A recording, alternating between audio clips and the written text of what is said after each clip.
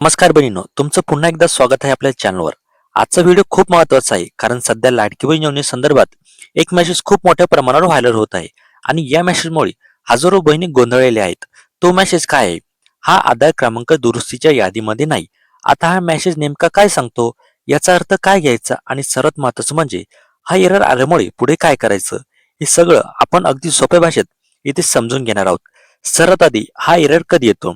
जेव्हा तुम्ही लाडकी बहिणीच्या वेबसाईटवर जाऊन आधार नंबर टाकता, त्यानंतर कॅप्चा भरता आणि मी सहमत आहे वर क्लिक करून तुम्ही सबमिट करता, तेव्हा काही बहिणींना असा एरर दिसतो. आता मुख्य मुद्दा म्हणजे हा एरर का येतो?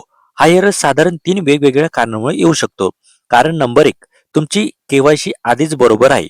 हो, जर तुमची केवायसी अगोदरच व्यवस्थित पूर्ण झालेली असेल आणि तुम्हाला नियमितपणे सगळे हप्ते ते भेटलेले असतील, जसे की नोव्हेंबर, डिसेंबर, जानेवारी आणि फेब्रुवारी या 4ही महिन्याचे जर हप्ते तुम्हाला भेटलेले असतील, तर हा मेसेज येणं म्हणजे काहीच प्रॉब्लेम नाही. कारण तुमचं नाव दुरुस्ती यादीत येणारच नाही. कारण तुम्हाला दुरुस्तीची गरज नाही. अशा वेळी तुम्हाला घाबरायची अजिबात गरज नाही. तुम्हाला दुरुस्ती सुद्धा इथे करायचं काम नाहीये. कारण नंबर 2, तुमची केवायसी झालेलीच नाही आणि तुम्ही केवायसी केलेलीच नाही. काही बहिणी अशा आहेत, ज्यांनी अजून केवायसी केलेलीच नाही, पण त्या थेट दुरुस्ती करायला जातात. अशा वेळी सिस्टम त्यांना ओळख शकत नाही आणि तोच तिथे एरर दाखवतो. म्हणजे पहिल्यांदा केवायसी करा, नंतरच तुमची दुरुस्ती इथे शक्य होणार आहे. त्यानंतर तिसरं कारण म्हणजे टेक्निकल एरर. हा सगळ्यात कॉमन प्रॉब्लेम आहे. आता सगळ्यात महत्त्वाचा म्हणजे बऱ्याच वेळा हा एरर तांत्रिक कारणामुळे येतो. जसं की सर्व्हर स्लो असणे, वेबसाईटवर लोड जास्त असणे किंवा सिस्टम अपडेट चालू असणे. अशा वेळी काय होतं, तुमची माहिती बरोबर असूनही तुम्हाला एरर दिसतो. मग अशा वेळी काय करायचं? एकदा नाही 3-4 वेळेस तुम्हाला इथे प्रयत्न करायचा आहे. वेगळ्या वेळेला तुम्हाला लॉग इन सुद्धा इथे करायचं आहे. जसं की तुम्ही सकाळी सुद्धा एकदा करून पाहिलं, जर तुम्हाला एरर आला, तर तुम्हाला संध्याकाळी करून बघायचं आहे आणि जर संध्याकाळी सुद्धा तुम्हाला एरर आला, तर तुम्हाला सकाळी 3 ते 4च्या दरम्यान तुम्हाला इथं पुन्हा एकदा करून पाहायचं आहे आणि त्यानंतर तुमचं इंटरनेट नीट आहे का, ते सुद्धा तुम्हाला इथे तपासायचं आहे. बहुतेक वेळा एरर आपोआप निघून जातो.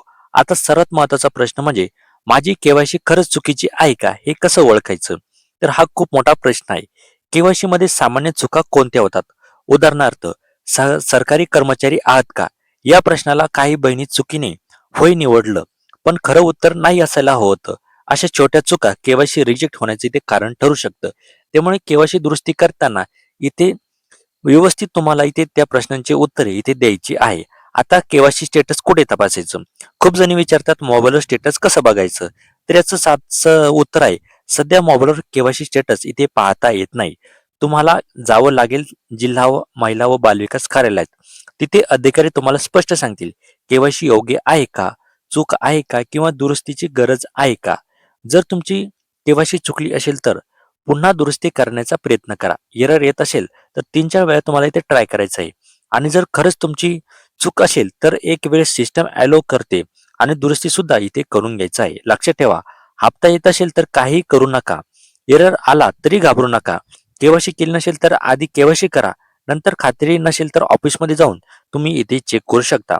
बहिणो, आजकाल सोशल मीडियावर खूप चुकीची माहिती पसरते. प्रत्येक मेसेजवर इथे विश्वास ठेवू नका. आधी माहिती व्हेरीफाय करा आणि नंतर इथे विश्वास ठेवा. आज आपण समजून घेतलं दुरुस्ती यादीत आधार क्रमांक नाही याचा अर्थ, एरर काय येतो आणि त्यावर उपाय काय.